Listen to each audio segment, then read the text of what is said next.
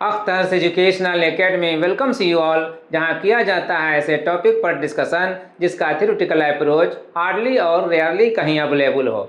आज के video class में हम जिस टॉपिक पर डिस्कशन करेंगे वो टॉपिक है मैथमेटिक्स का चैप्टर लीनियर इक्वेशंस इन टू वेरिएबल्स, यानी दो चरों में रैखिक समीकरण। ये है general form of linear equations in two variables, यानी दो चरों में रैखिक समीकरण का व्यापक रूप। इक्वेशन है ax plus B Y plus C equal to 0। इसमें x और y वेरिएबल है और a और b जो देख रहे हैं x y के साथ वो कोएफिशिएंट्स ऑफ वेरिएबल्स कहलाएगा। तो x का कोएफिशिएंट यहाँ पर देख रहे हैं कि a है और y का कोएफिशिएंट देख रहे हैं कि b है और ये जो c है ये कांस्टेंट है। ठीक है, तो अब हम इन्हें यहाँ पर इंट्रोड्यूस कर रहे हैं। इस तरह से हमने इनका नेमिंग कर दिया। x और y जो यहाँ पर देख रहे हैं इनको हम वेरिएबल्स कहेंगे, चर कहेंगे, और इनके साथ जो कोएफिशिएंट्स हैं a और b इनको हम कोएफिशिएंट्स ऑफ वेरिएबल्स कहेंगे। तो इस तरह से इक्वेशन को देख करके हम सेपरेट कर लेंगे, सेग्रीगेट कर लेंगे, कौन x का कोएफिशिएंट है और कौन y का कोएफिशिएंट है, साथ ही कौन कांस्टेंट है। इन तीनों को हम आइडेंटिफाई कर लेंगे, पहचान लेंगे। जैसे फॉर एग्जाम्पल हम इस इक्वेशन को ले रहे हैं। इस इक्वेशन में हम देखेंगे कि वेरिएबल्स कौन है और वेरिएबल्स के कोएफिशिएंट्स कौन है और साथ ही कांस्टेंट कौन है, यानी कि इस समीकरण में चर कौन है, चरों के गुणांक कौन है और अचर कौन है। लेकिन इससे पहले हम इस इक्वेशन को इस जनरल फॉर्म के इक्वेशन के साथ कंपेयर करेंगे। कंपेयर करने पे हम पाते हैं कि यहाँ राइट साइड में 0 है लेकिन यहाँ 0 नहीं है। तो सबसे पहले हम इस फॉर्म से इस फॉर्म में लाएंगे। इस तरह से इस इक्वेशन से हम इस इक्वेशन में कन्वर्ट कर दिए और ये इक्वेशन अब इस फॉर्म का हो गया, जिसमें हम देख रहे हैं कि राइट साइड यहाँ 0 है तो राइट साइड यहाँ भी 0 है। अब इसके बाद हम कंपेयर करेंगे। यहाँ पर x और y वेरिएबल है तो यहाँ पर x और y वेरिएबल है। अब उसके बाद यहाँ पर देख लीजिए x के साथ a है और y के साथ b है, तो ये कोएफिशिएंट्स ऑफ वेरिएबल्स कहलाएंगे। तो यहाँ पर x के साथ 2 है और y के साथ 3 है, तो 2 और 3 यहाँ x और y का कोएफिशिएंट्स कहलाएगा, गुणांक कहलाएगा। यहाँ पर x के साथ जो 2 है 2 है उसको हम कहेंगे कोएफिशिएंट ऑफ x, यानी x का गुणांक। और यहाँ पर y के साथ जो 3 है 3 है इसको हम कहेंगे कोएफिशिएंट ऑफ y, यानी y का गुणांक। अब इन दोनों टर्म्स को पहचानने के बाद, आइडेंटिफाई करने के बाद आते हैं हम थर्ड टर्म पर। ये 10 है। 10 क्या है? इस इक्वेशन को अगर हम इस इक्वेशन से कंपेयर करें तो यहाँ पर c जो है वो c कांस्टेंट है, तो यहाँ पर c की जगह पर 10 ही है, लेकिन ये 10 के पहले साइन ऑफ माइनस है और यहाँ c के पहले साइन ऑफ प्लस है। तो यही इक्वेशन हमारा जनरल फॉर्म है और इसी से हम इसको कंपेयर कर रहे हैं। तो फिर यहाँ पर c के साथ अगर प्लस का साइन है तो यहाँ भी 10 के पहले प्लस का साइन होना चाहिए। 10 के पहले माइनस का साइन है, ऐसे केस में हम कांस्टेंट को माइनस साइन के साथ एक्सप्रेस करेंगे। ठीक है, तो इस तरह से हमने तीनों टर्म्स को सेपरेट कर लिया, आइडेंटिफाई कर लिया। अब हम यहाँ से बढ़ते हैं अपने मेन टॉपिक की तरफ, यानी linear equation in two variables पर डिस्कस करने के लिए। इस हेडिंग के अंदर आज हम सीखेंगे कि लीनियर इक्वेशंस इन टू वेरिएबल्स को किस तरह से सोल्व किया जा सकता है, यानी जो वेरिएबल्स होते हैं x और y इनके वैल्यूज को हम किस तरह से फाइंड आउट कर सकते हैं। फाइंड आउट करने के बाद फिर हम देखेंगे कि अगर इक्वेशन का सॉल्यूशन मिल पाता है तो उस इक्वेशन को क्या कहेंगे, और फिर अगर किसी इक्वेशन का सॉल्यूशन नहीं मिल पाता है तो उस केस में इक्वेशन को क्या कहेंगे। हम ये सारी बातों पर आज हम फोकस करेंगे और फाइनली लास्टली हम ये देखेंगे कि इनका एप्लीकेशन क्या है। इसके एप्लीकेशन में हम देखेंगे कि इन इक्वेशंस पर बेस्ड कोई प्रॉब्लम्स किस तरह से आते हैं और जो आते हैं उनको किस तरह से हम सॉल्व करते हैं। मेथड्स ऑफ सॉल्यूशन, यानी हल करने की विधि। इस हेडिंग के अंदर हम सीखेंगे कितने मेथड से किसी दिए हुए इक्वेशन को, linear equation in two variables को हम सोल्व कर सकते हैं। यहाँ पर फोकस किया गया है 2 मेथड पर।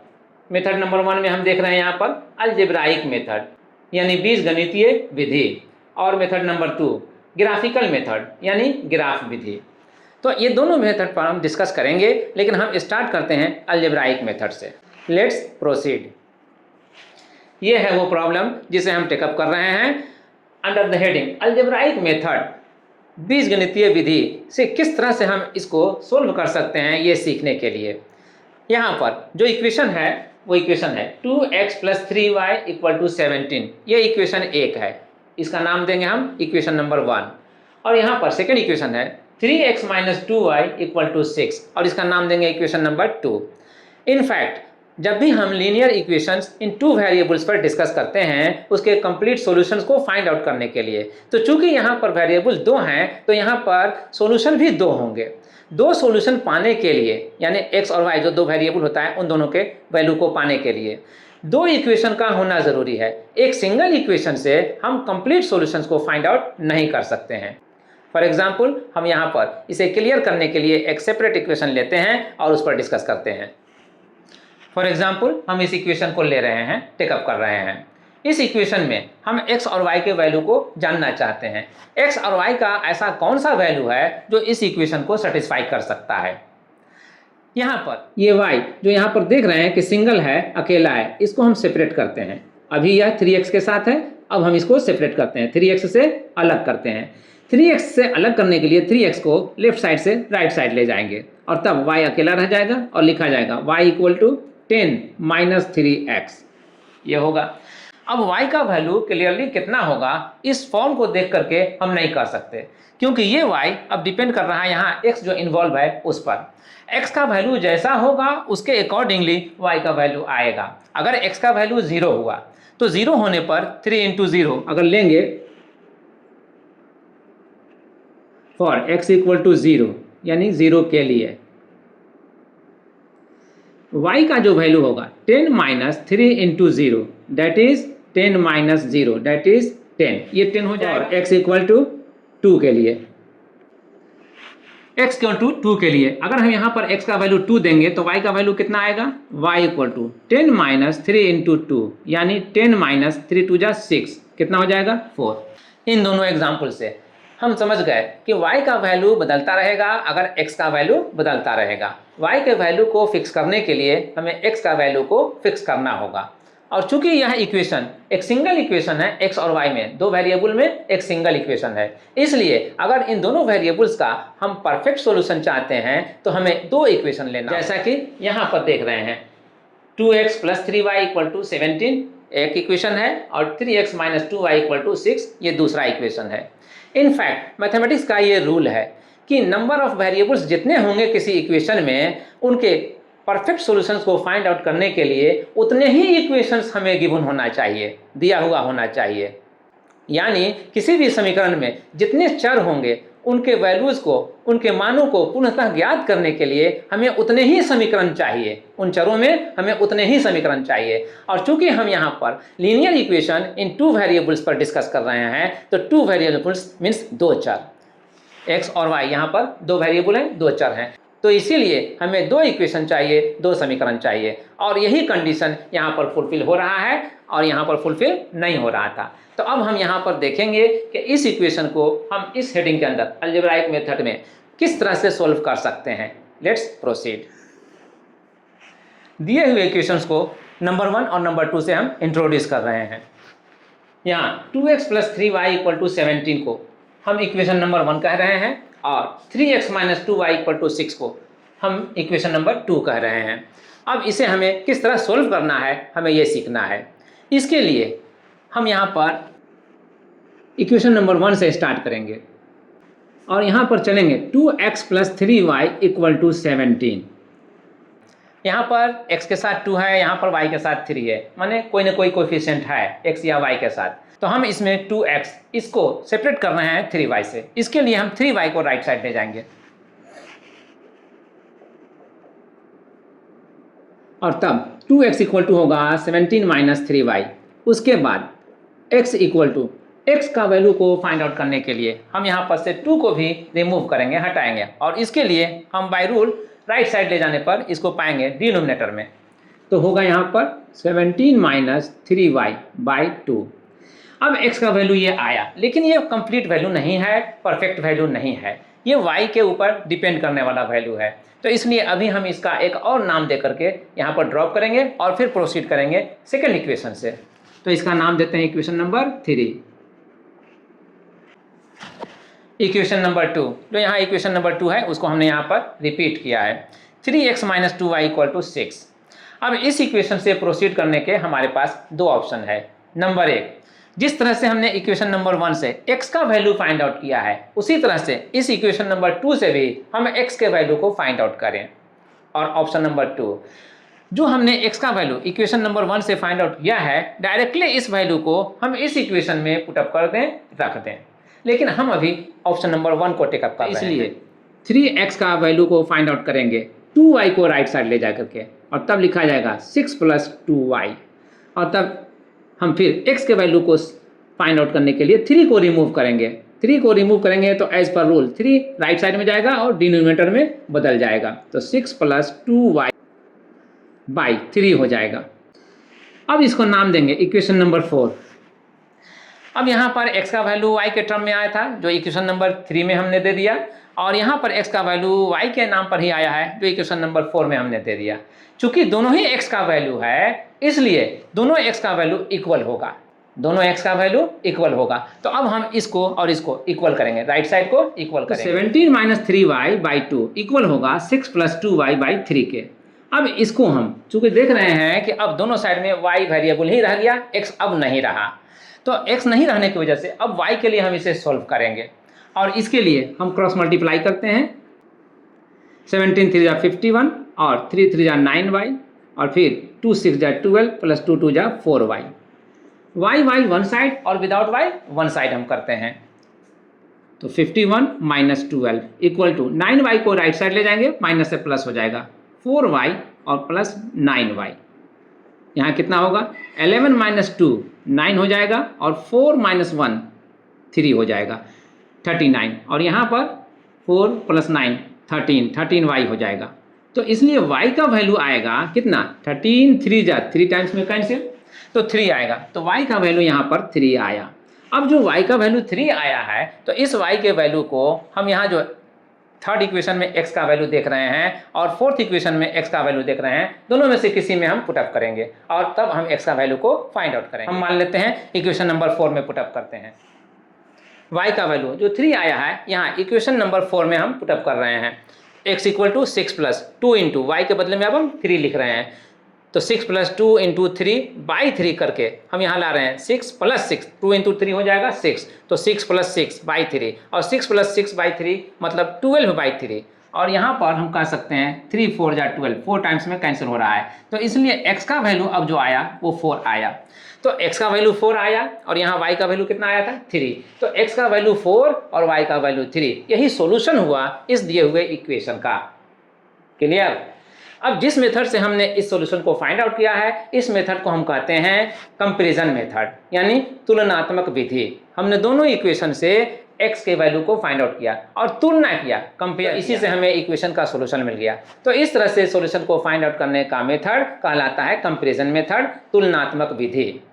अब यहाँ पर हम देखेंगे ऑप्शन नंबर 2 को, जिसमें हमने कहा था कि इक्वेशन नंबर 3 में जो हमने x का वैल्यू को फाइंड आउट किया है हम डायरेक्टली इस इक्वेशन में पुटअप कर देंगे। तो ऐसा करने से क्या होता है, लेट्स सी। यहाँ पर हम x के वैल्यू को जो यहाँ पर मिला हुआ है डायरेक्टली यहाँ पर पुटअप करेंगे। तो 3 लिखने के बाद अब 3 × 17 - 3y / 2 है, तो यहाँ पर लिखेंगे 17 - 3y / 2 और फिर -2y = 6। अब यहाँ पर सिंप्लीफिकेशन का मैटर बनता है और स्टेप बाय स्टेप हम सिंप्लीफाई करेंगे। 2 और 3 में कैंसिलेशन का चांस नहीं है, इसलिए हम 3 को यहाँ 17 - 3y से मल्टीप्लाई करेंगे। 17 3 = 51 - 3 3 = 9, 9y और बाई 2 यहाँ आया -2y = 6। अब इसके बाद हम यहाँ एलसीएम लेंगे, 51 - 9y माइनस एलसीएम लेने में ये 2 2 = 4, डायरेक्टली हम यहाँ पर लिख सकते हैं 4y और बाई 2 और तब = 6। अब इसके बाद 51 - 9 4 13, 13y और तब 2 को राइट साइड ले जाएंगे, 6 × 2 हो जाएगा 12। इसके बाद 51, 12 को राइट साइड से लेफ्ट साइड लाइए और तब माइनस हो जाएगा यहाँ पर। इसके बाद 13y को राइट साइड ले जाएंगे, हो जाएगा प्लस, माइनस से प्लस 13y और तब 51 - 12 करने से हम देख चुके हैं ये 39 होता है, तो 39 ले लेंगे। अब 13y इक्वल टू 39 को हम एज इक्वेशन टेकअप करेंगे और प्रोसीड करेंगे, और यहाँ से हम क्लियरली कह सकते हैं कि 13 39 को 3 टाइम्स में कैंसिल कर रहा है, तो 13 3 जा 39 ये ले लेंगे, इसलिए y का वैल्यू यहाँ पर हमें मिलेगा 3, ये 3y का वैल्यू हमें मिल जाएगा। अब इस y के वैल्यू को हम यूज़ करेंगे यहाँ इक्वेशन नंबर 3 में, ताकि x का वैल्यू मिल जाए। यहाँ जो थर्ड इक्वेशन में x का वैल्यू है 17 माइनस 3y/2, इसमें y का वैल्यू जो यहाँ पर आया है 3 डायरेक्टली पुटअप कर रहे हैं, तो 17 माइनस 3 इंटू 3/2 लिखेंगे।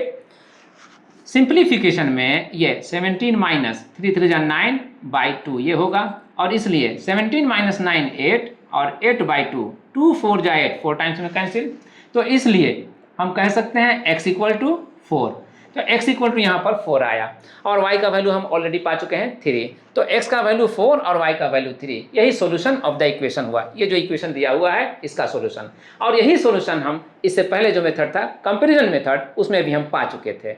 क्लियर?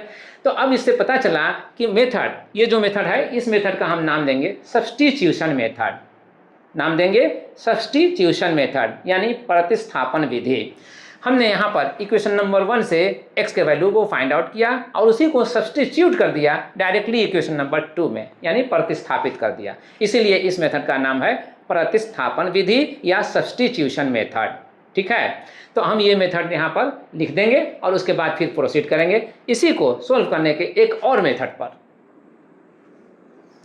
इस इक्वेशन को जिस विधि से, जिस मेथड से सोल्व किया गया यहाँ पर, इसका नाम है सब्स्टिट्यूशन मेथड यानी प्रतिस्थापन विधि, यहाँ पर मेंशन कर दिया, लिख दिया। अब हम प्रोसीड करते हैं इसी इक्वेशन को एक और मेथड से सोल्व करने के लिए। सब्स्टिट्यूशन मेथड के बाद हमारा नेक्स्ट मेथड है एलिमिनेशन मेथड यानी लुप्तीकरण विधि। इसमें हम क्या करते हैं, किस तरह से प्रोसीड करते हैं, इस पर फोकस करना है। यहाँ इक्वेशन नंबर 1 में 2x plus 3y equal to 17 देख रहे हैं, और इक्वेशन नंबर 2 में 3x minus 2y equal to 6 देख रहे हैं। इस एलिमिनेशन मेथड में हम लोग एलिमिनेट करना चाहते हैं, किसी एक टर्म को हम खत्म करना चाहते हैं, इसीलिए इसका नाम है लुप्तीकरण विधि या एलिमिनेशन मेथड। तो चाहे x को खत्म करें, एलिमिनेट करें, या फिर y को यानी y वाले टर्म को खत्म करें या एलिमिनेट करें, या x वाले टर्म को हम एलिमिनेट करें, खत्म करें। लेकिन किस तरह से करेंगे, इसके लिए हम यहाँ पर देखते हैं 2x प्लस 3y और 3x माइनस 2y, यहाँ पर दोनों ही इक्वेशन में x का टर्म भी और y का टर्म भी डिफरेंट है, सेम टू सेम नहीं है। अगर डिफरेंट रहता है, सेम टू सेम नहीं रहता है, तो किसी भी नंबर से मल्टीप्लाई करके, किसी भी सुटेबल नंबर से मल्टीप्लाई करके, गुना करके हम दोनों टर्म्स को इक्वल करना चाहते हैं। किन दोनों टर्म को? जिन दोनों टर्म्स को हम रिमूव करना चाहते हैं, एलिमिनेट करना चाहते हैं। जैसे अगर हम x टर्म, दोनों इक्वेशन से हम x टर्म को हटाना चाहते हैं, रिमूव करना चाहते हैं, तो हम इन दोनों टर्म्स को इक्वल करेंगे, यानी 2x और 3x ये जो अभी डिफरेंट हैं इनको हम इक्वल करेंगे by multiplying by suitable number, किसी सुटेबल नंबर से दोनों को मल्टीप्लाई करके। तो सुटेबल नंबर क्या हो सकता है? अगर ये 2 है और ये 3 है, तो हम क्या करते हैं कि इस 3 से इस 2 को मल्टीप्लाई कर देंगे, 6 हो जाएगा, और इस 2 से इस 3 को मल्टीप्लाई कर देंगे, ये भी 6 हो जाएगा, तो इक्वल हो जाएगा, दोनों टर्म्स इक्वल हो जाएगा। तो अगर हमें x को एलिमिनेट करना हो, x को रिमूव करना हो, तो हम इन दोनों कोएफिशिएंट्स को एक्सचेंज करके, बदल करके हम मल्टीप्लाई कर देंगे एक दूसरे के साथ। लेकिन अगर हमें y टर्म्स को एलिमिनेट करना हो, तो एलिमिनेट करने के लिए हम यहाँ देख रहे हैं कि y का जो कोएफिशिएंट है 3 और यहाँ जो y का कोएफिशिएंट है 2, तो हम इस 2 से यहाँ पर मल्टीप्लाई करेंगे इक्वेशन नंबर 1 को, और इस 3 से जो यहाँ पर y का कोएफिशिएंट है, इस 3 से यहाँ पर इस इक्वेशन नंबर 2 को मल्टीप्लाई करेंगे। क्लियर? तो जिस टर्म को हमें एलिमिनेट करना हो उसके कोएफिशिएंट्स को हम इक्वल करते हैं by multiplying with a suitable number. Clear? तो अब यही हम करने जा रहे हैं। हम यहाँ x और y में किसी को भी सिलेक्ट कर सकते हैं, फॉर सिंपलिसिटी हम y को सिलेक्ट कर रहे हैं। तो इक्वेशन नंबर 1 को हम एक सुटेबल नंबर से मल्टीप्लाई करना चाहते हैं, और वो सुटेबल नंबर है यहाँ इक्वेशन नंबर 2 में जो y का कोएफिशिएंट है 2, हम इसको ले रहे हैं इससे मल्टीप्लाई करने के लिए। तो यहाँ पर लिखेंगे बाय 1 इंटू 2, ऐसा 1 इंटू 2। और उसके बाद फिर इक्वेशन नंबर 2 को भी हम मल्टीप्लाई करेंगे सुटेबल नंबर से, और वो सुटेबल नंबर यहाँ पर ले रहे हैं हम इक्वेशन नंबर 1 में जो y का कोएफिशिएंट है 3, वो 3 से हम इसको मल्टीप्लाई करने जा रहे हैं। तो 3 से मल्टीप्लाई करेंगे तो ये भी हो जाएगा। तो अब लिखेंगे 2 इंटू 3 ऐसा करके। तो दोनों को हम मल्टीप्लाई करेंगे, तो उसके बाद फिर हमारा अगला स्टेप होगा या तो ऐड करने का या सब्ट्रैक्ट करने का। एलिमिनेट करना है ना, y टर्म को हमें एलिमिनेट करना है। तो ऐड करने से अगर एलिमिनेट होता है तो हम यहाँ पर साइन ऑफ प्लस देंगे, अगर सब्ट्रैक्ट करने से एलिमिनेट होता है तो हम यहाँ पर साइन ऑफ माइनस देंगे। चूंकि यहाँ पर इक्वेशन नंबर 1 और इक्वेशन नंबर 2 में देख रहे हैं यहाँ पर साइन ऑफ प्लस है, यहाँ पर साइन ऑफ माइनस है। अपोजिट साइन के केस में अगर टर्म्स रहते हैं तो उन्हें एलिमिनेट करने के लिए हम ऐड करते हैं।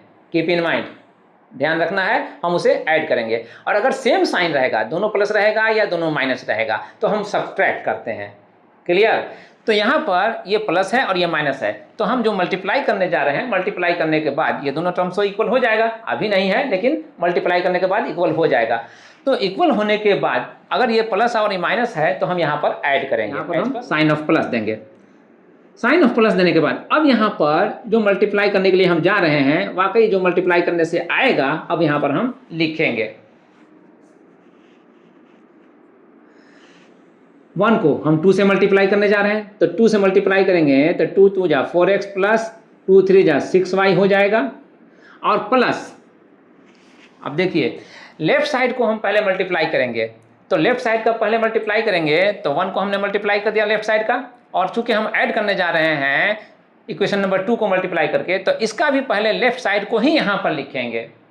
तो यहाँ पर इक्वेशन नंबर 2 को जो हम 3 से मल्टीप्लाई करने जा रहे हैं, तो 3 से इस लेफ्ट साइड को मल्टीप्लाई करेंगे। तो 3 3 जाइए, कितना हो जाएगा 9, तो 9x हो जाएगा। और फिर उसके बाद ये साइन ऑफ माइनस है तो माइनस रहने दीजिए, और तब 3 2 जा 6y ये हो जाएगा, तो 6y हो गया। अब उसके बाद राइट साइड में जो मल्टीप्लाई करने से आएगा उसको लिखेंगे। तो राइट साइड में इक्वेशन नंबर 1 में क्या आएगा, 1 को हम मल्टीप्लाई करने जा रहे हैं 2 से, तो 2 से इस 17 को मल्टीप्लाई करेंगे। 17 को 2 से गुना करेंगे, 17 दूनी 34, तो यहाँ पर 34 यानी 34 ये हो गया। और फिर प्लस अब यहाँ पर इक्वेशन नंबर 2 को हम 3 से मल्टीप्लाई करने जा रहे हैं, तो यहाँ 6 है, तो इस 6 को इस 3 से मल्टीप्लाई करेंगे तो कितना हो जाएगा 6 3 जा 18 हो जाएगा। और चूंकि यहाँ पर प्लस का साइन है इसलिए राइट साइड में भी जो मल्टीप्लाई करने से आएगा उसको हम ऐड करेंगे। ठीक है, तो अब इसके बाद नेक्स्ट स्टेप में यहाँ देख लीजिए 6y माइनस में आया, यहाँ 6y प्लस में आया। 6y को कैंसिल कर दिया। कैंसिल करने के बाद 9x और 4x ये 13x हो जाएगा। 13x इक्वल टू कितना आएगा, यहाँ पर ऐड करने से 52 ये आ जाएगा। 34 प्लस 18 कितना आ जाएगा 52। तो अब 52 ये हुआ और ये 13x है, तो 13 से 52 4 टाइम्स में कैंसिल, तो इसलिए अब x का वैल्यू क्या आएगा 4, x का वैल्यू आया 4। अब y का वैल्यू कितना आएगा ये फाइंड आउट करना रह गया। तो y का वैल्यू x का वैल्यू फाइंड आउट होने के बाद जो आया है इसको हम डायरेक्टली या तो 1 में रख दें या तो 2 में रख दें, y का वैल्यू फाइंड आउट हो जाएगा। हम यहाँ पर 1 लेते हैं, 2x plus 3y equal to 17 में। अब 2 इंटू एक्स का वैल्यू तो हम 4 फाइंड आउट कर चुके हैं, तो यहाँ पर 4 लिखेंगे प्लस 3y इक्वल टू 17। और अब 4 2 जा 8 ये हो जाएगा, तो 8 plus 3y equal to 17। y का वैल्यू फाइंड आउट करना है, 8 को राइट साइड लाना होगा। 3y इक्वल टू 17 माइनस 8 हो जाएगा, और तब 17 माइनस 8 9 हो जाएगा। तो अब 3y इक्वल टू 9 है, चाहे तो आप यहाँ से यहाँ भी कैंसिल कर सकते हैं, और नहीं तो 3y यहाँ पर लिख दीजिए और 9 जो यहाँ पर है वो यहाँ पर लिख दीजिए, और तब इसके बाद y को अलग करने के लिए 3 को यहाँ पर से हटाइए और राइट साइड लाइए, तो डिवाइड हो जाएगा 9/3। तो 9/3 से भी 3 3 जा 9, 3 टाइम्स में कैंसिल हो जाएगा, वो 3 आ जाएगा। चूँकि हम यहाँ पर ही कैंसिल कर चुके हैं इसलिए अब हम यहाँ पर 3y इक्वल टू 9 नहीं लिखेंगे। तब जो रिमेनिंग रह जाएगा यहाँ पर y रह गया और यहाँ पर 3 रह गया, वही लिखा जाएगा। Therefore y equal to 3। तो y इक्वल टू 3 आया, यहाँ पर x का वैल्यू 4 आया था और y का वैल्यू यहाँ पर 3 आया। तो हम अब क्लियरली कह सकते हैं कि x इक्वल टू 4 और y इक्वल टू 3 ये सोल्यूशन हुआ, इस दिए हुए इक्वेशन का ये सोल्यूशन हुआ। इसी को हम आंसर करेंगे। ठीक है, पहले वाले मेथड्स में भी जो हमारा सॉल्यूशन आया था उसको भी हम आंसर करते, लेकिन वहाँ पर स्पेस नहीं था, नहीं किए। यहाँ पर स्पेस है, कर दिया। आंसर करना है, जो भी रिजल्ट आ जाए उसको वहाँ पर आंसर लिख देना है। तो अब यहाँ पर आंसर करने के बाद अब हम देख के कह सकते हैं कि ये x = 4 और y = 3 जो आया है वो पहले ही वाला सॉल्यूशन यहाँ पर रिपीट हुआ है। यस, मेथड चाहे जो भी हो, लेकिन सॉल्यूशन जो आ चुका है या आया था वही सॉल्यूशन होगा, सॉल्यूशन चेंज नहीं होगा। क्लियर? अब इसके बाद यहाँ से हम प्रोसीड करते हैं एक और मेथड को इंट्रोड्यूस करने के लिए। अब जिस मेथड को हम इंट्रोड्यूस कर रहे हैं उसका नाम है क्रॉस मल्टीप्लिकेशन मेथड, यानी वज्र गुणन विधि। इसमें जो हम स्टेप लेते हैं उसको हम जो general form of linear equations in 2 variable है उसके साथ हम पहले यहाँ पर सेपरेट डिस्कस करते हैं और उसके बाद हम यहाँ पर a1x + b1y + c1 = 0 equation number 1 ये है, और a2x + b2y + c2 = 0 equation number 2 ये है। तो हम नाम दे दिया इक्वेशन नंबर 1, इक्वेशन नंबर 2। अब इसके बाद इन इक्वेशंस को नेमिंग करने के बाद जो यहाँ पर वेरिएबल्स हैं x और y जो वेरिएबल्स हैं इनके वैल्यूज़ को फाइंड आउट करने के लिए एक फॉर्म है जिसे हम फॉर्मूला भी कह सकते हैं, उस फॉर्म को हम यहाँ पर मेंशन करेंगे। उसका प्रूफ यहाँ पर हम डिस्कस नहीं करेंगे, इसके लिए फिर किसी वीडियो में डिस्कस किया जाएगा। तो वो फॉर्म यहाँ पर मेंशन करते हैं। ये फॉर्म x और y किस तरह से रिलेटेड हैं और इनके वैल्यूज़ को किस तरह फाइंड आउट कर सकते हैं हम इसी फॉर्म से सीखेंगे। यहाँ पर जो x है यहाँ पर x y करके यहाँ पर लिखा गया है। ये जो 2 पैरेलल लाइन देख रहे हैं ये दोनों पैरेलल लाइन के बीच में x अगर यहाँ न्यूमरेटर में है तो डिनोमिनेटर में x का कोएफिशिएंट यहाँ नहीं है, याद रखना है, x का कोएफिशिएंट नहीं लिखना है। तो फिर लिखना किसको है, जो बच गया रिमेनिंग टर्म उसको लिखना है, लेकिन ऑर्डर में। अब यहाँ पर b1 है और यहाँ पर c1 है, तो यहाँ पर b1 और c1 लिखेंगे, और ठीक उसी तरह से ये इक्वेशन नंबर 1 का है तो ये इक्वेशन नंबर 2 का है, b2 और c2 इस तरह से लिखेंगे। क्लियर? अब उसके बाद आते हैं y को। तो y को लिखने के लिए y बाई कर रहे हैं यहाँ पर, और फिर उसके बाद y का जो कोएफिशिएंट b1 और b2 है उसको यहाँ पर नहीं लिखेंगे, ये भी याद रखना है। इसमें x का कोएफिशिएंट नहीं लिखे थे और यहाँ पर y का कोएफिशिएंट नहीं लिखेंगे। तो उसके बाद हम यहाँ पर स्टार्ट करेंगे रिमेनिंग टर्म्स में, जो y के बाद c1 है उससे, तो c1 लिखेंगे और c1 के बाद फौरन यहाँ a1 आ जाएंगे, तो c1 और a1 आए, और उसके बाद फिर नीचे में सेकंड इक्वेशन का जो है c2 और a2 इसको ले लेंगे, इसको भी 2 पैरेलल लाइन के बीच में हम रख देंगे, और उसके बाद फिर इक्वल टू का साइन देंगे। यहाँ भी इक्वल टू का साइन दिए थे, यहाँ भी देंगे, और तब लिखेंगे। अब तो इसमें वेरिएबल नहीं है, x और y यही 2 वेरिएबल थे, इसलिए यहाँ पर x लिखा गया, यहाँ पर y लिखा गया। अब वेरिएबल नहीं है इसलिए यहाँ पर 1 लिखा जाएगा, सिंगल 1। तो 1 लिखने के बाद बाई करेंगे, और 1 लिखने के बाद अब 1 लिखेंगे तो यहाँ पर जो कांस्टेंट है c1 और c2 अब इसको यहाँ पर मेंशन नहीं करेंगे। तो फिर इस इक्वेशन में जो रिमेनिंग टर्म्स हैं x और y के टर्म्स, तो इनके कोएफिशिएंट्स को हम यहाँ पर मेंशन करेंगे। तो यहाँ a1 और b1 इनको हमने लिखा, फिर a2 और b2 इनको लिखा। ऑर्डर का हमेशा ध्यान रखना है, b1 c1, यहाँ c1 इंड हो रहा है तो यहाँ c1 स्टार्ट हो रहा है, c1 a1, और यहाँ a1 इंड हो रहा है तो यहाँ a1 स्टार्ट हो रहा है, a1 b1, और उसके बाद जहाँ b1 है लास्ट एंड हो रहा है तो ये b1 यहाँ पर स्टार्ट हो रहा था इसलिए यहाँ पर एंड हो रहा है, तो एक साइकिल बन जाता है। ये इक्वेशन नंबर 1 से फर्स्ट रो में हम जो लिखेंगे इक्वेशन नंबर 1 से ले लेंगे, और सेकंड रो में जो लिखेंगे वो इक्वेशन नंबर 2 से ले लेंगे। इतना समझ गए? तो इसके बाद अब प्रोसीड करते हैं। यहाँ जो लिखते हैं एक्स वाई करके ये, तो इसमें डायगोनली हम टर्म्स को मल्टीप्लाई करेंगे। तो b1 और c2 इसको हम मल्टीप्लाई करेंगे, यानी इसको इस तरह से मल्टीप्लाई करेंगे इसके साथ, और b2 c1 इसको इस तरह से मल्टीप्लाई करेंगे। तो पहले हम इसको मल्टीप्लाई करेंगे b1 c2 को। तो ये जो डायगोनल टर्म्स हैं b1 c2 ये फर्स्ट डायगोनल के टर्म्स हैं, तो पहले फर्स्ट डायगोनल को ही हम लेते हैं और मल्टीप्लाई करते हैं, और तब जाकर के सेकंड डायगोनल करते हैं और तब उनको मल्टीप्लाई करते हैं। इसी तरह से यही प्रोसेस हम यहाँ भी अपनाएंगे। फर्स्ट हम यहाँ पर इस डायगोनल टर्म्स को मल्टीप्लाई करेंगे यहाँ, और फिर सेकेंडली इस डायगोनल टर्म को हम यहाँ मल्टीप्लाई करेंगे, और फिर यहाँ थर्ड में भी वही प्रोसेस हम अपनाएंगे और फर्स्ट डायगोनल के टर्म्स को यहाँ पर मल्टीप्लाई करेंगे और सेकेंडली इस डायगोनल टर्म को हम मल्टीप्लाई करेंगे। मल्टीप्लाई करने के बाद जो आता है, तो फर्स्ट प्रोडक्ट जो आता है उसमें से जो सेकंड प्रोडक्ट आता है उसको हम सब्ट्रैक्ट करते हैं, माइनस करेंगे। ये इतनी बात ध्यान रखना है, ठीक है। तो अब हम इसको यहाँ पर लिख करके जो लाएंगे प्रोडक्ट, इसको हम यहाँ पर मेंशन करते हैं। ये आ गया, यहाँ जो x बाई था, ये जो हम मल्टीप्लाई करने के लिए टर्म ले रहे थे डायगोनल टर्म्स को, b1c2 को पहले मल्टीप्लाई किए b1c2, और सेकंड डायगोनल टर्म्स को लिए b2c1, इसको मल्टीप्लाई किए b2c1, और तब इसको माइनस कर रहे हैं इसमें से। यही यहाँ पर भी स्टेप लेंगे, सेकंड में इक्वल टू का साइन देंगे और तब लिखेंगे y और a2 माइनस, फिर सेकंड डायगोनल टर्म्स है c2 a1, तो c2 और a1 इनको मल्टीप्लाई करने के बाद इक्वल टू का साइन वंस अगेन देंगे यहाँ पर वाला, और तब इसके लिए भी हम लिखेंगे। थर्ड में फर्स्ट डायगोनल के टर्म्स हैं a1 b2, इसको मल्टीप्लाई किया, और सेकंड डायगोनल के टर्म्स हैं a2 b1, इसको मल्टीप्लाई किया। तो इस सेकंड प्रोडक्ट को फर्स्ट प्रोडक्ट में माइनस कर रहे हैं। तो अब या तो इस फॉर्म को याद रखिए या तो इस फॉर्म को याद रखिए, लेकिन आपको आना यहीं पर है। दोनों में से जो आपके लिए आसान है वही कीजिए। यहाँ पर इस फॉर्म को याद रखना ज़्यादा सिंपल समझते हैं, इसलिए हम इसी से प्रोसीड करेंगे और आते हैं अभी इस प्रॉब्लम को जो वर्कआउट करने के लिए है, इसको सॉल्व करने के लिए। इस प्रॉब्लम में हम यहाँ जो इक्वेशन देख रहे हैं 2x + 3y = 17 और 3x - 2y = 6, ये दोनों इक्वेशन इस जनरल फॉर्म में जो यहाँ पर देख रहे हैं इस जनरल फॉर्म में नहीं है।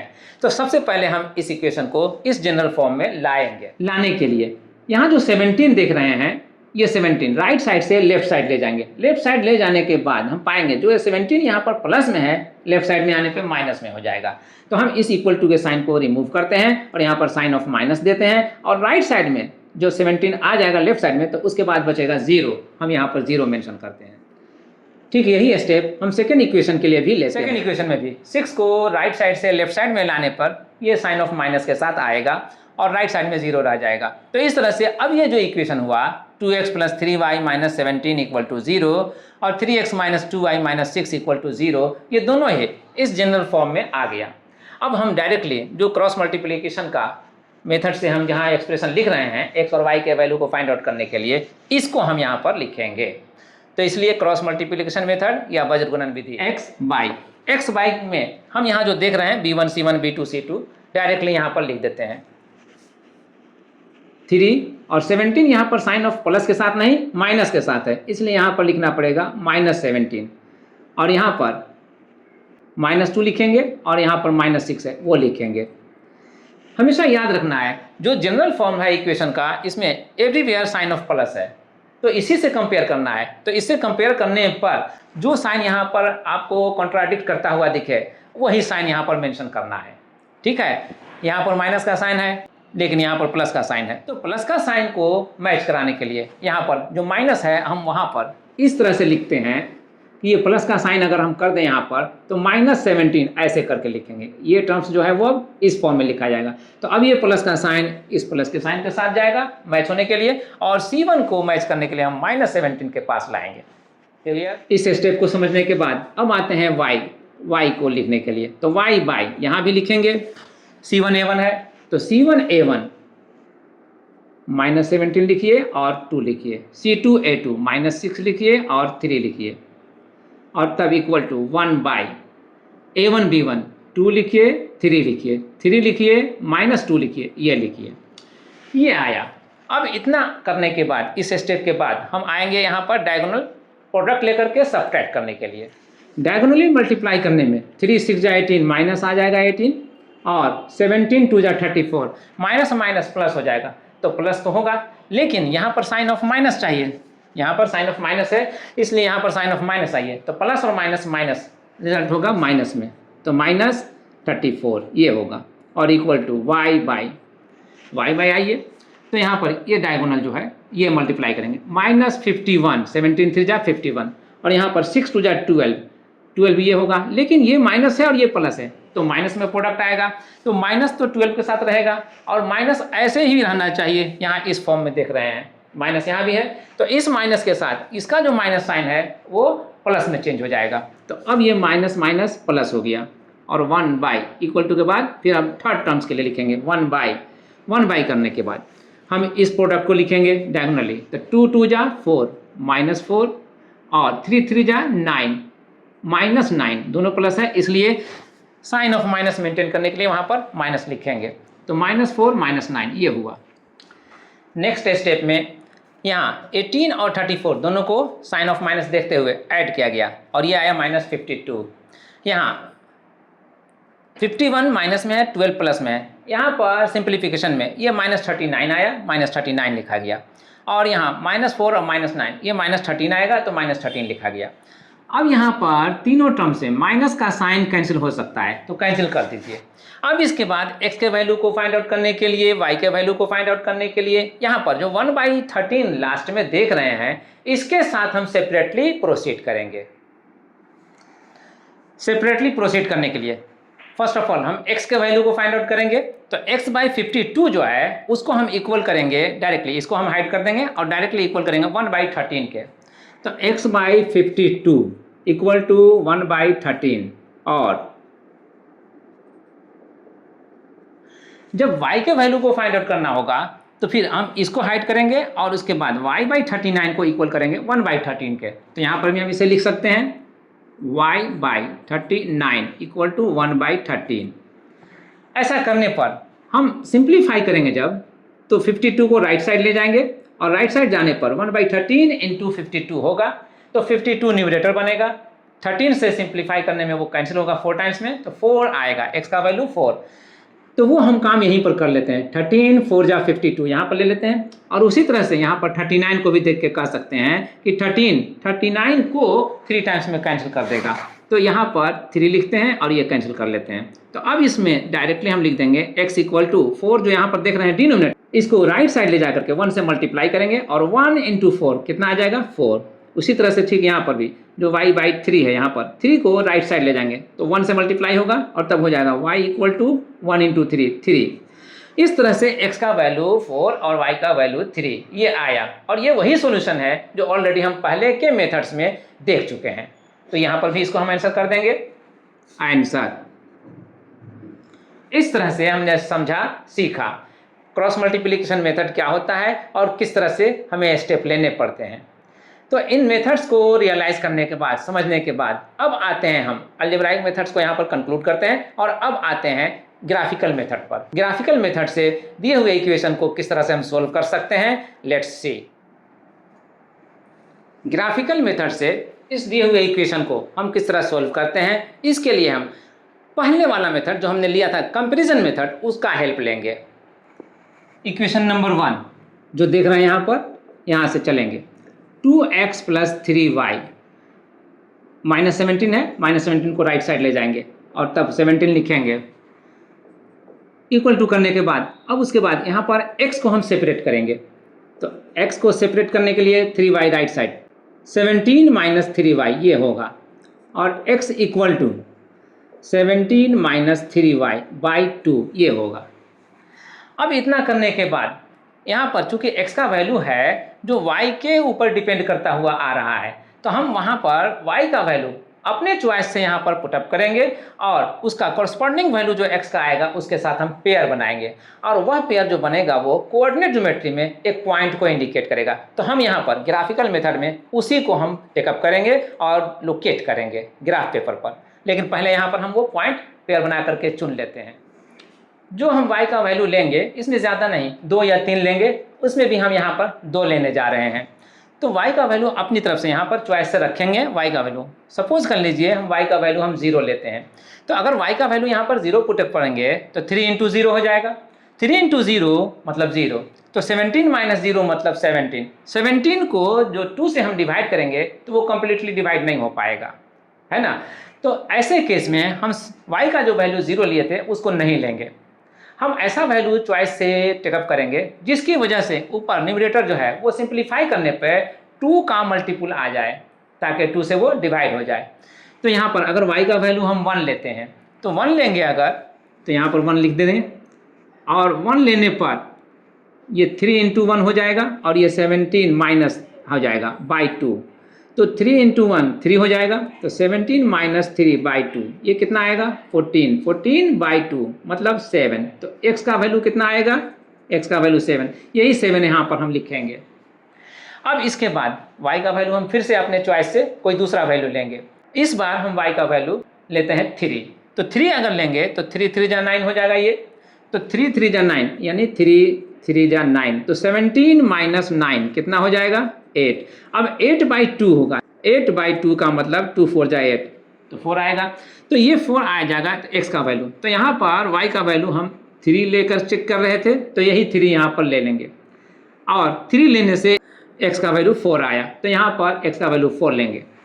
अब ये हमारे पास एज ए पॉइंट 2 पॉइंट्स हो गया, 7 1 पहला पॉइंट हो गया और 4 3 सेकंड पॉइंट हो गया। अब इसके बाद जो इक्वेशन नंबर 1 के लिए हमने स्टेप लिया है वो सारे स्टेप हम इक्वेशन नंबर 2 के लिए भी करेंगे, ठीक है। तो इसके लिए भी हम ऐसा ही एक टेबल बनाएंगे। Let's do 3x - 2y = 6। Equation number 2 जो था इसमें हमने 6 को राइट साइड लाया और पाया 3x - 2y = 6। अब इसमें से वंस अगेन हम x की तरह, जैसे हमने इक्वेशन नंबर 1 में x के वैल्यू को फाइंड आउट किया था, यहाँ भी हम चाहें तो x का वैल्यू फाइंड आउट कर सकते हैं। हम चाहें तो y के वैल्यू को भी फाइंड आउट कर सकते हैं। हमारे लिए x को सेपरेट करना यहाँ पर सिंपल होगा, आसान होगा, या y को सेपरेट करना सिंपल होगा, आसान होगा। ये हमारे ऊपर डिपेंड करता है कि हम किस में कंफर्ट फील करते हैं। हम हमेशा उस नंबर को डिनोमिनेटर में रखना चाहते हैं जिससे न्यूमरेटर को डिवाइड करना सिंपल हो, और 2 हमारे लिए सिंपल होता है। तो हम इसमें 2 देख रहे हैं कि y के पास है कोएफिशिएंट, तो हम यहाँ y टर्म को ही सेपरेट करना चाहेंगे। इसलिए 3x - 6 = 2y यहाँ पर आया। तो फिर y जो होगा, तो y = 3x - 6/2 ये आया। अब इसकी तरह इसका भी एक टेबल बनेगा। y के वैल्यू को फाइंड आउट करने के लिए x का वैल्यू अपने चॉइस से यहाँ पर पुटअप करना होगा, रखना होगा। इस टेबल में हम यहाँ पर x के वैल्यू को पुटअप करेंगे और y के वैल्यू को हम यहाँ पर पाएंगे। तो x का वैल्यू अपनी तरफ से हमें पुटअप करना है। मान लीजिए हम x का वैल्यू 0 पुटअप करते हैं, तो 0 पुटअप करेंगे तो 3 × 0 और तब -6 ये आएगा, और बाई 2 जो डिनोमिनेटर में है वो, तो ये y के वैल्यू को लाएगा। तो y का वैल्यू -3 आया। तो x का वैल्यू हमने लिया था अपनी तरफ से 0, तब कहीं y का वैल्यू आया -3। तो यहाँ पर x का वैल्यू लेंगे 0 और y का वैल्यू लिखेंगे यहाँ पर -3 जो आया है। तो एक पेयर यहाँ पर मिल गया, एक पॉइंट हमें मिल गया। अब इसके बाद x का सेकेंड वैल्यू हम पुटअप करेंगे। मान लीजिए हमने 4 ले लिया, तो 4 को 3 से मल्टीप्लाई करना पड़ेगा। तो 3 से मल्टीप्लाई करेंगे और तब -6 करेंगे और फिर बाई 2 करेंगे। अब 3 4 जा 12, 12 में -6/2 हुआ, तो 6/2 ये ना हुआ।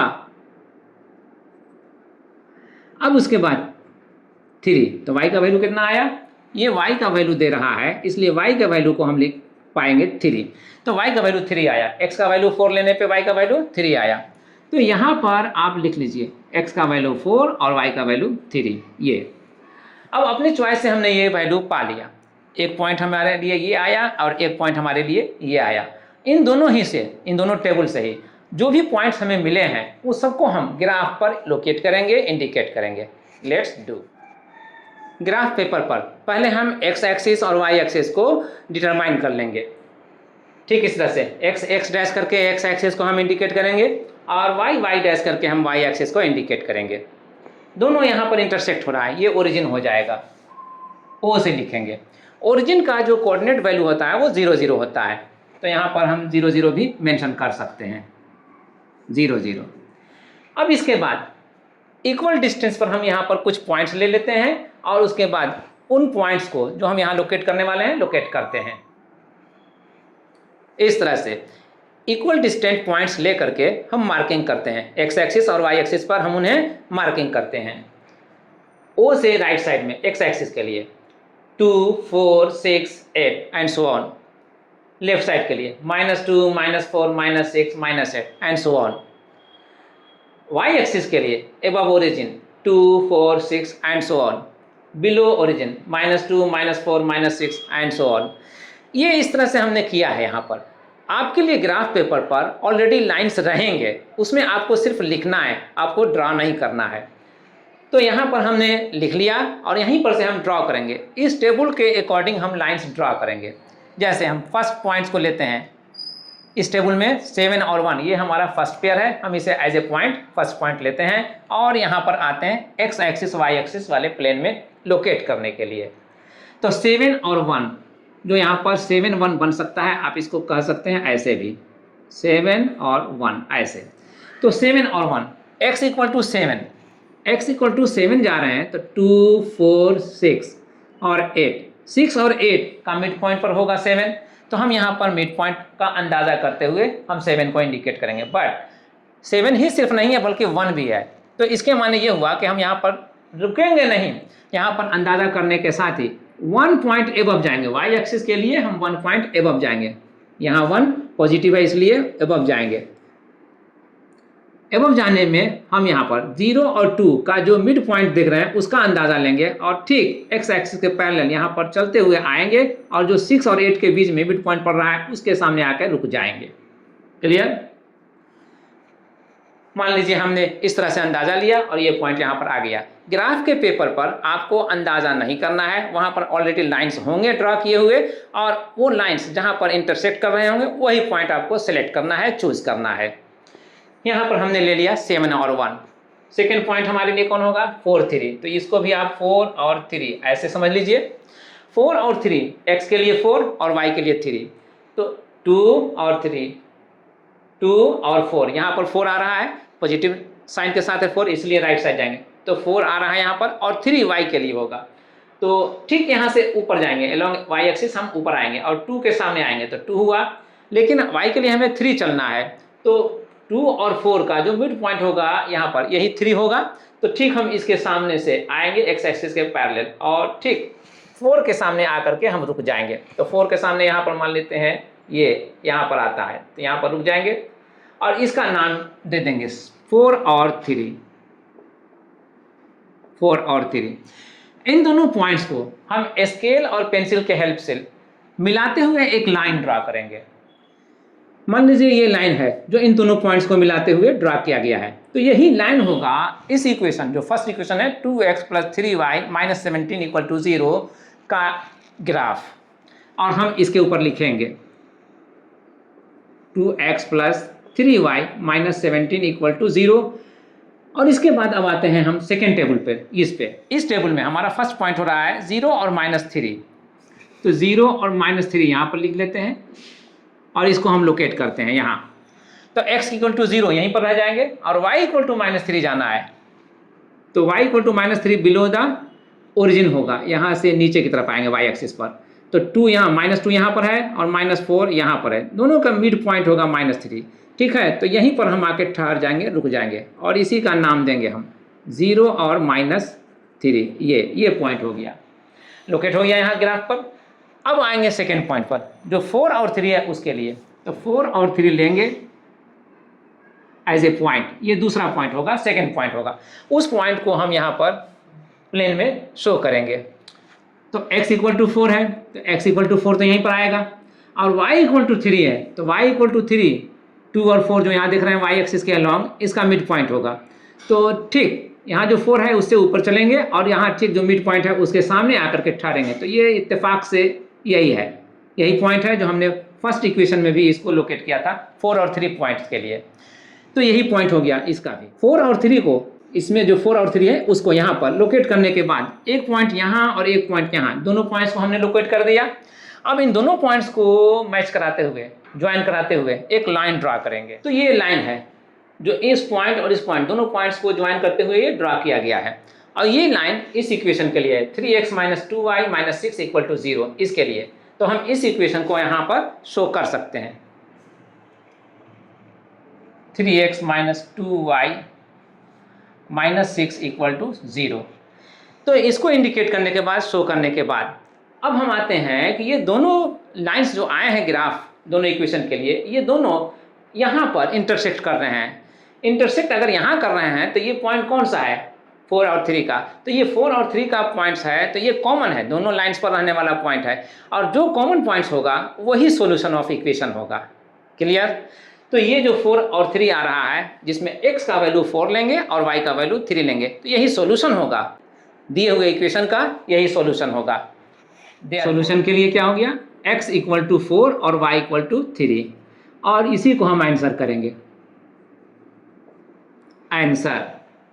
तो इस तरह से हमने यहाँ पर देखा कि दिए हुए इक्वेशन को ग्राफिकल मेथड से किस तरह से सोल्व कर सकते हैं। आई होप इन स्टेप्स को आप भी समझ गए होंगे।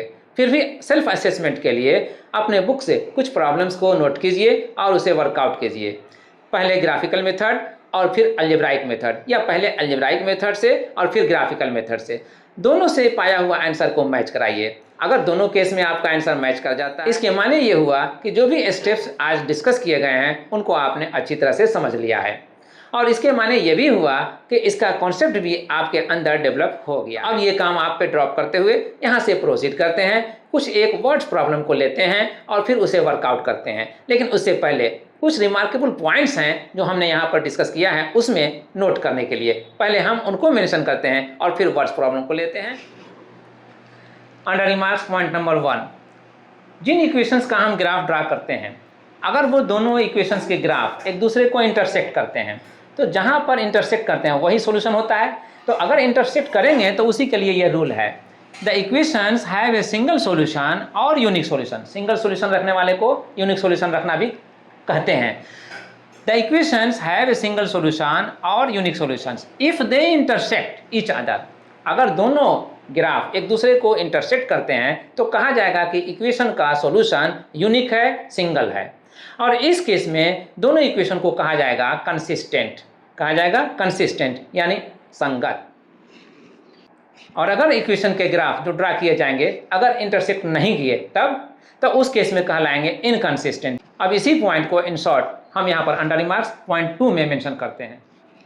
ये है point number 2 under remarks, the equations have no solution if their graphs do not intersect. अगर दोनों इक्वेशन का ग्राफ इंटरसेक्ट नहीं करेगा, पैरेलल होगा, इस केस में पैरेलल होंगे, तो कहा जाएगा कि उनके कोई सॉल्यूशंस नहीं है। और ऐसे इक्वेशंस को जिनका ग्राफ पैरेलल होता है, इंटरसेक्ट नहीं करता है, उनको कहा जाता है इनकंसिस्टेंट। हिंदी में इसे कहा गया है असंगत। यानी अगर दोनों ग्राफ एक दूसरे को प्रतिच्छेद नहीं करते तो समीकरणों का हल नहीं होगा और वे असंगत कहलाएंगे, तो असंगत समीकरण। अब इसमें एक और पॉसिबिलिटी है, उसको हम अंडर रिमार्क्स पॉइंट नंबर 3 में मेंशन करते हैं। Under remarks point number 3, the two equations are said to be coincident if their graphs are the same. In this case, they have many or infinite solutions. यानी अगर graph खींचने पर, दोनों equations के लिए ग्राफ खींचने पर हम ये पाते हैं कि दोनों का ग्राफ एक ही लाइन आता है, जैसे कि यहाँ पर 2 लाइन आया था, एक ये और एक ये, लेकिन अगर एक ही लाइन आता है तो ऐसे केस में दोनों इक्वेशन को कोइंसिडेंट कहेंगे, और इस केस में दोनों इक्वेशंस के लिए बहुत सारे सॉल्यूशंस माने जाएंगे, इनफाइनाइट सॉल्यूशंस माने जाएंगे। यही यहाँ पर लिखा हुआ है कि in this case they have many और इनफाइनाइट सॉल्यूशंस, और यही यहाँ पर इसका हिंदी वर्जन है। अगर दोनों समीकरणों का ग्राफ एक ही रेखा मिलती है तो दोनों को संपाती समीकरण कहेंगे। कोइंसिडेंट को यहाँ पर हम संपाती कह रहे हैं, संपाती समीकरण कहेंगे, और इस स्थिति में समीकरणों के हल अनंत होंगे, बहुत होंगे। तो जैसा कि हमने एग्जाम्पल में भी एक लेकर के देखा था, अगर सिंगल इक्वेशन होता है 2 वेरिएबल में तो उसके वैल्यू को हम फिक्स नहीं कर सकते, कंफर्म नहीं कर सकते, है ना, देखा था उसमें। तो इसी केस में हम कहा जा रहा है कि वैसा ही केस में यहाँ पर बहुत सारे सॉल्यूशंस होंगे, फिक्स नहीं कर सकते। अब इसी केस को अगर हम अलजेब्राइकली डिस्कस करें तो इस केस में इक्वेशंस को हम क्या कहेंगे, let's see. Algebraically in case of having unique solution, यानी एक सिंगल सॉल्यूशन रखने के केस में अगर हम इक्वेशन को सॉल्व करते हैं और हम उसका एक सिंगल सॉल्यूशन पाते हैं तो उस केस में कहा जाएगा कि इक्वेशंस हैव यूनिक सॉल्यूशन, यानी कि अद्वितीय हल होगा। उस समीकरण का दिया हुआ जो समीकरण होगा उसका अद्वितीय हल होगा। अद्वितीय हल होने की स्थिति कब होगी, इसके लिए हम अगर अलजेब्राइकली डिस्कशन करते हैं तो पाते हैं A1 और A2 का जो रेशियो आता है A1/A2, वह B1 और B2 का रेशियो जो आता है उससे डिफरेंट होता है, वो इक्वल नहीं होता है। यानी कि A1/A2 not equal to B1/B2। Check कर लीजिए इसको, जिसको हमने एज एग्जाम्पल वर्कआउट किया था। तो यही वो दोनों इक्वेशंस हैं जिनके ग्राफ यहाँ पर हमने ड्रा किया है। इस ग्राफ के लिए इक्वेशन है 2x + 3y - 17 = 0, और इस ग्राफ के लिए इक्वेशन है 3x - 2y - 6 = 0। तो अब हम इन दोनों इक्वेशन से A1, A2 और B1, B2 को हम सिलेक्ट कर सकते हैं। इसलिए A1/A2 क्या हो जाएगा, यहाँ A1 की जगह पर 2 है और A2 की जगह पर 3 है, तो 2/3 हो जाएगा। अब आइए यहाँ पर B1/B2 करने के लिए, तो y का कोएफिशिएंट b से इंडिकेट होगा, इसलिए B1 फर्स्ट इक्वेशन में ये B1 और सेकंड इक्वेशन में ये B2। तो B1/B2 इक्वल टू क्या हो जाएगा, B1/B2 इक्वल टू हो जाएगा, B1 को हम 3 से रिप्लेस करेंगे और b2 को हम -2 से रिप्लेस करेंगे, तो ये आया -3/2। इसको लिखिए या फिर ऐसा लिखिए -3/2 ऐसे।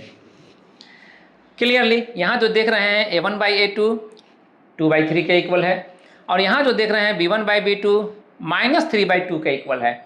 ये दोनों 2/3 और -3/2 दोनों इक्वल नहीं है, इसीलिए इस इक्वेशन का हल हुआ था।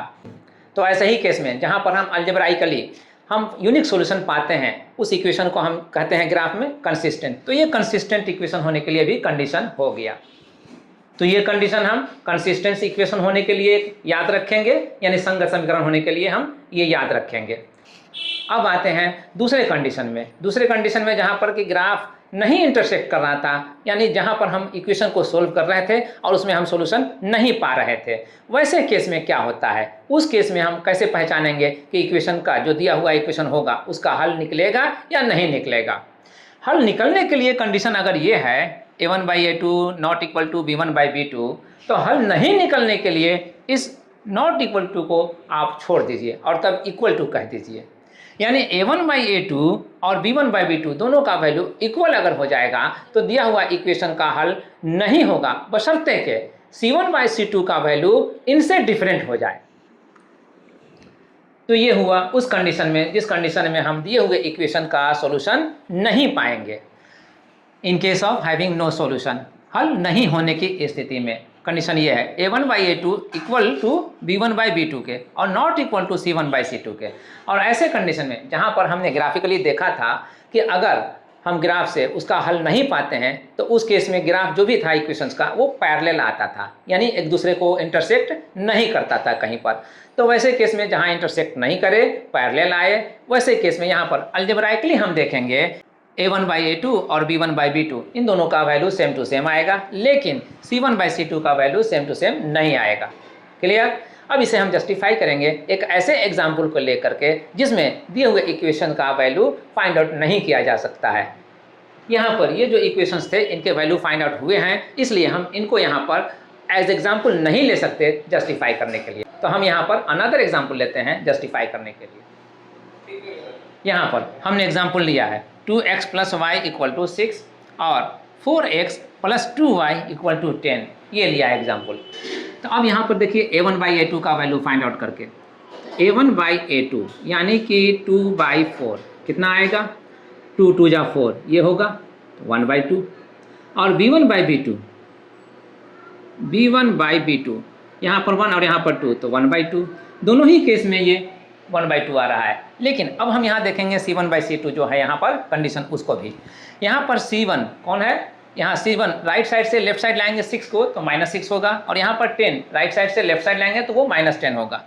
c1/c2 तो -6/-10, माइनस माइनस कैंसिल हो जाएगा और 3 2 जा और 5 2 जा 3/5। तो अब ये जो 3/5 आ रहा है इसमें a1/a2 1/2 आ रहा था, b1/b2 1/2 आ रहा था, तो 1/2 तो इक्वल है, इसलिए a1/a2 इक्वल हो रहा है b1/b2 के। बट ये इक्वल नहीं हो रहा है 3/5 के, यानी कि c1/c2 के। इसलिए इस इक्वेशन को अगर हम सॉल्व करने चलेंगे तो हमें इसका कोई हल नहीं मिलेगा। तो ये इक्वेशंस इनकन्सिस्टेंट है, असंगत है। क्लियर? अब यहाँ से इसे जस्टिफाई करने के बाद आते हैं उस पॉइंट पर जिसमें हमने ग्राफिकली कहा था कि अगर दोनों दिए हुए इक्वेशंस का ग्राफ सेम टू सेम आता है तो वो दोनों कोइंसिडेंट कहलाएंगे।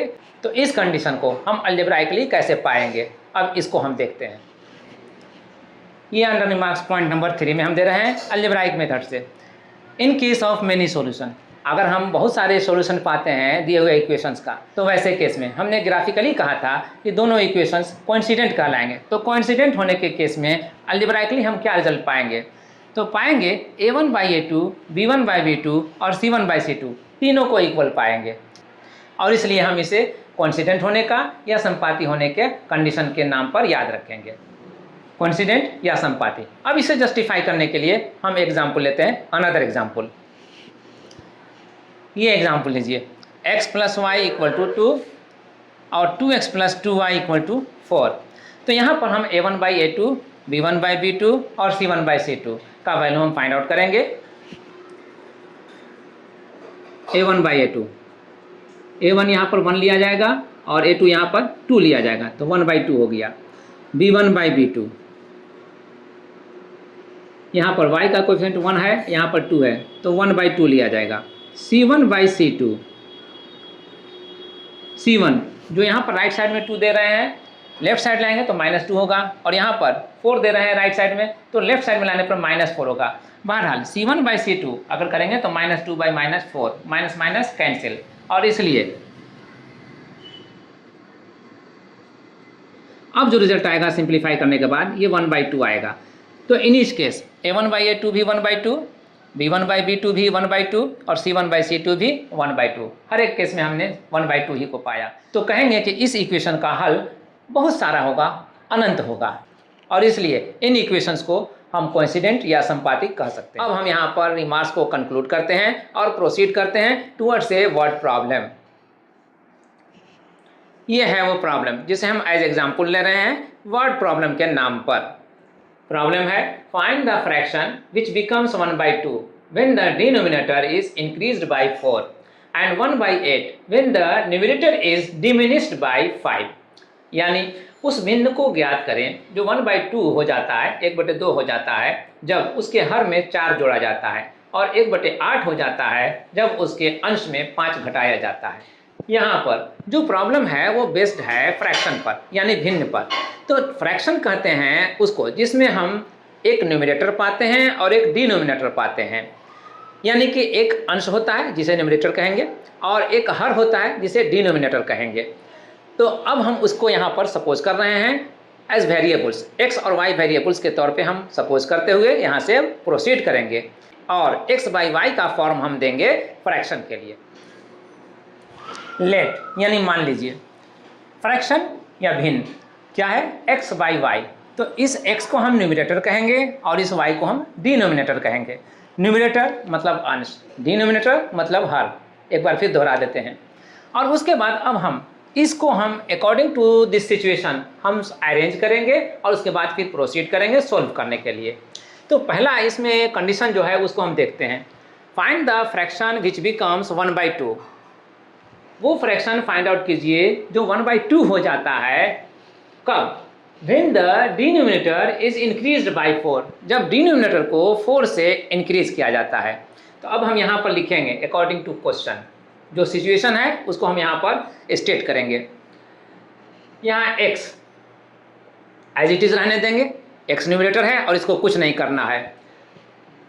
y डिनोमिनेटर है और इसी के लिए कह रहा है the denominator is increased by 4। तो y को हम इंक्रीज करेंगे, कैसे, बाय एडिंग 4, तो y+4 हो जाएगा। जब ऐसा करते हैं तब ये जो फ्रैक्शन था अब वो नहीं रहता है बल्कि बदल जाता है, और बदल करके कितना हो जाता है, 1/2। तो यहाँ पर इक्वल करेंगे 1/2 के, 1/2 हो गया। अब इसे हम सिंप्लीफाई करेंगे, x = 2 को इधर लाएंगे x से मल्टीप्लाई करने के लिए, तो ये 2x हो जाएगा, और यहाँ y+4 हो जाएगा, 1 से मल्टीप्लाई करके लाएंगे राइट साइड में तब, तो y+4 हो गया। अब इसे चाहे तो हम इसे इसी फॉर्म में रहने दें, या फिर हम एक और काम करें, 2x - 4 करके y कर लें और इसका नाम देते हैं इक्वेशन नंबर 1। क्योंकि हमें सोल्व करना ही है, तो सोल्व करने के लिए हम ट्रांसपोज करेंगे ही टर्म्स को, हमने यहीं पर कर लिया, ठीक है। अब आते हैं कंडीशन नंबर 2 पर। कहा जाता है द फ्रैक्शन बिकम्स 1/8। दूसरे कंडीशन में फ्रैक्शन कितना हो जाता है, 1/8 हो जाता है, कब, when the numerator is diminished by 5। जब न्यूमरेटर में, इस बार अब न्यूमरेटर को हम चेंज करने जा रहे हैं, जब न्यूमरेटर में डिक्रीज किया जाता है, डिमिनिश का मतलब होता है डिक्रीज करना, जब न्यूमरेटर में डिक्रीज किया जाता है किसको, 5 को, तो 5 को डिक्रीज करेंगे। यहाँ पर लिखेंगे अब एंड, और x में हम 5 को डिक्रीज करेंगे, x - 5 होगा, और इस बार डिनोमिनेटर को छोड़ दिया जाता है, कुछ नहीं किया जाता है, इसके लिए यहाँ पर कोई कंडीशन नहीं है, तो y को हम एज इट इज रहने देंगे। तो x - 5/y = कितना हो जाना चाहिए, जब 5 हम डिक्रीज कर रहे हैं न्यूमरेटर में तब कहीं जाके कह रहा है ये कि 1/8 हो जाता है, फ्रैक्शन 1/8 हो जाता है, तो इसको हम इक्वल करेंगे 1/8 के। अब ये जो इक्वेशन आ रहा है इससे भी हम इसे सिंप्लीफाई करेंगे और इससे भी हम एक सिंपल फॉर्म पाएंगे, क्रॉस मल्टीप्लाई करेंगे तो 8x हो जाएगा और 8 5 जा 40 हो जाएगा ये, और y को 1 से मल्टीप्लाई करेंगे तो y आएगा, तो ये नाम दे दीजिए 2। अब इक्वेशन नंबर 1 में जो हम देख रहे हैं RHS में y है, और इक्वेशन नंबर 2 में भी RHS में हम देख रहे हैं y है, दोनों ही में y है, RHS में दोनों ही के लिए y है, तो y तो सेम टू सेम हुआ। इसलिए इसका जो LHS पार्ट है जो दिखने में लग रहा है डिफरेंट, ये भी इक्वल होगा, इनके इक्वल होने की वजह से, सेम टू सेम होने की वजह से 2x - 4 इक्वल होगा 8x - 40 के। अब ये जो हुआ ये इक्वेशन अब सिंगल वेरिएबल में आ गया, x यहाँ भी है, x यहाँ भी है, दोनों साइड के x को हम वन साइड करेंगे और विदाउट x टर्म को हम वन साइड करेंगे। तो 8x ये ज़्यादा है, 2x को हम राइट साइड लाते हैं इसके तरफ, और यहाँ पर जो 40 है विदाउट x, इसको हम RHS से LHS लाते हैं, तो ये हो जाएगा -4 + 40, ये 40 माइनस से प्लस हो जाएगा RHS से LHS में आने पर, और इक्वल टू ये 2x राइट साइड जाएगा, तो 8x पहले से है वो लिखेंगे, तो 8x और 2x प्लस है यहाँ पर, राइट साइड में जाने पे माइनस होगा तो -2x लिखेंगे।